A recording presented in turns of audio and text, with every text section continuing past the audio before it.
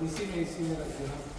एवक्षोहा विश्वाचारे घाणीराभियो निमायो हाते द्रोणे सदस्तमा सददा अपसरपन्तु ये भूता भूमि संस्थिता ये भूता विघ्नकर्ता नस्ते नश्यन्तु शिवाग्नया अपक्रामन्त भूतानि पिशाचा सर्वतो दिशं सर्वेषां विरोधेन पूजा कर्म समारभे यदत्र संस्थं भूतं स्थानमक्षरमदा भूतान् रक्षावाप्य ये तिष्ठन्ति केचन ते सर्वे गच्छन्तु कर्मेदं विधिपूर्वकं दो दाने दसो दिशाओं में छोड़िएगा। थोड़ा बाकी अपने घर ले जाना है। थोड़ा अग्नियाम अग्निदेवता दक्षिणे बतुवाराही नैरतियाम खड्गधारिणी प्रदेशां वारिणी वृक्षेर वायव्यां मृगवाहिनी प्रदेशां वातु कौमारी वैशान्यां सूर्यधारिणी ऊर्ध्वं ब्रह्मांड में रक्षेत तत् वैष्णवीधा जीवं जगदिशो रक्षेच्चां वाहनः।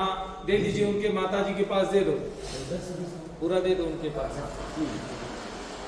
ये अपने घर ले माय मनते मौनाय नवाय वेरान ईशान ब्रह्मणे नमन्ताय नमः। भूमि माता को प्रणाम कर लीजिएगा। प्रार्थना पूर्वक नमस्करोमि। अब इसका आवरण कर लो, पूजन कर लो, ग्रह स्थापन करा लेना। और इष्टि भद्रा की जो मूर्तियां हैं, हाँ इष्टि भद्रा को बता के जाना क्या कर रहे हैं। तुम अपना इधर चलो वो ग्रह भी ले लेना। देवा ये ग्रह पण घेऊन टाका त्यांच्याकडे। टाटा पुढे घ्या, चौरंगा सगळं घ्या ना।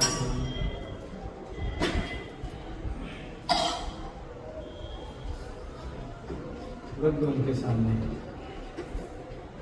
ग्रहों का परिचय भी बता देना, कौन सा ग्रह है, इसके कारण क्या लगता है।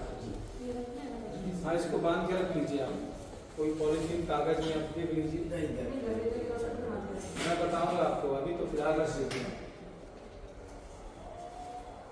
बीच में मध्य में गोल सूर्य जब पत्री में आता है तो कई बार आपने देखे होंगे कि लोग गुस्सा एग्रेसिव हो जाते हैं, एक्शन को रिएक्शन देते हैं। व्यक्ति को स्वाभिमानी रहना चाहिए, अभिमानी नहीं। स्वाभिमान के लिए सूर्य का पूजन करोगे जिससे स्वाभिमान मजबूत रहता है। उधर चंद्रमा देख रहे हैं, चंद्रमा मन का कारक देवता है।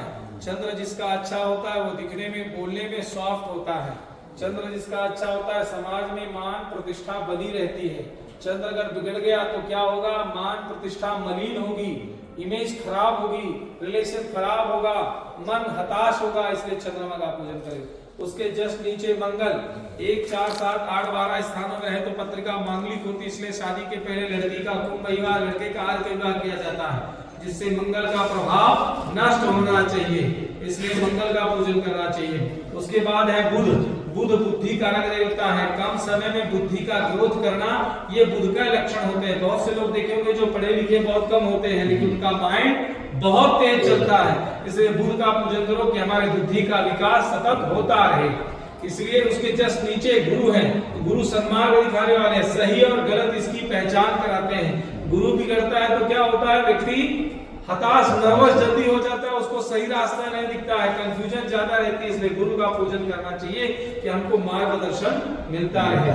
उसके बाद घोड़े के वाहन में बैठे हैं शुक्र। शुक्र जिसका अच्छा होता है वो सांसारिक सुख मिलता है, लग्जरी जीवन मिलता है। शुक्र बिगड़ गया तो संसार से व्यक्ति वैराग्य की ओर जाता है। इसलिए शुक्र का पूजन करेंगे जिससे हमारे भौतिक सुख हमको मिलते रहेंगे। उसके बाद सूर्य के जस्ट सामने नीचे शनि भगवान पहली दृष्टि 2.5 साल, दूसरी दृष्टि 7.5 साल, तीसरी दृष्टि 19 साल, महादशा जिसको बोलते हैं। पहली जो आती है ढैया आती है, दूसरी 7.5 साल के लिए आती है, तीसरी महादशा आती है। शनि एक न्याय के देवता है, चुकीला माफी नहीं, गलती पे सजा ही मिलती है। इसलिए एक वन वे ट्रैक है जो शनि भगवान न्याय के देवता माने जाते हैं। अर्श से लेकर फर्श तक की यात्रा करवा सकते हैं, न्याय के देवता, इसलिए शनि का पूजन करो। उनके जस्ट राहु है आधे जिसमें केवल धड़ है और नीचे साइड में जिसमें धड़ नहीं है वो केतु है। ये दोनों एक ही ग्रह है। इन्हीं के कारण काल सर्प चांडाल योग दोष अंगारक दोष जितना भी दोष लगता है शुरू होने लगा। इसलिए राहु केतु के कारण लगता है काल सर्प, इसलिए हमने यहाँ पे राहु केतु का जप करवाया है। अब सर्पों की प्रतिष्ठा की जाए तो इसलिए ऐसे दिखने में 9 है लेकिन उनके साथ देवता 44 होते हैं। और थाली में आपके 9 चौको 36, ये चौथा युग चालू है। 4 ही युग होते हैं, सतयुग, द्वापर, त्रेता, कलयुग। ये चौथा युग है। तो 9 सर्पों की संख्या हुआ करती थी सतयुग में, तो कलयुग में आते आते 4 गुना सर्पों की संख्या बढ़ जाती है। इसलिए यहाँ पर उनकी प्रतिष्ठा होगी। जितने सर्प होंगे सबका आवाहन किया जाएगा, पूजन किया जाएगा, अभिषेक किया जाएगा। वो होने के बाद विष्णु भद्रा के जो देवता है, नक्षत्र के अधिष्ठात्र देवता, उनका पूजन किया जाएगा। आपके इसमें वो नहीं है, इसलिए उनका पूजन किया जाएगा, उनका प्राण प्रतिष्ठा किया जाएगा, उनकी शांति की जाएगी। उसके बाद इन ग्रहों का आपने मूर्ति में तो पूजन कर दिया, अब उनको बैठाएंगे कहाँ से? तो उनको बैठाने के लिए हमने वहां पे ऊपर कलश रखे हुए हैं। नवग्रहों के स्थान कलर बाई कलर वैसे ही रखा हुआ है। उसके बाद फिर महादेव का पूजन करेंगे, महादेव के बाद हवन किया जाएगा। इसमें कोई चीज आपको ना समझ में आए, निसंकोच मुझसे पूछिए, मेरे ब्राह्मण से पूछिए, किसी से पूछिए। ऐसा नहीं कि पंडित जी की दाढ़ी पर केस को ज्यादा आता है, दूसरे की नहीं आई, इस लोगों को नहीं आता है, ऐसा नहीं है। आग छोटी हो या बड़ी हो, पावर उतना ही जनरेट करती है। ब्राह्मणों ब्राह्मण उत्तम, ब्राह्मण कैसा भी हो वह उसमें उतनी ही पावर जनरेट करता है। इसमें कोई चीज ना समझ में आए तो संकोच मुझसे आप पूछ लीजिएगा। बोले त्र्यंबकेश्वर महादेव की जय। चल रखिएगा। आसाम, आसाम,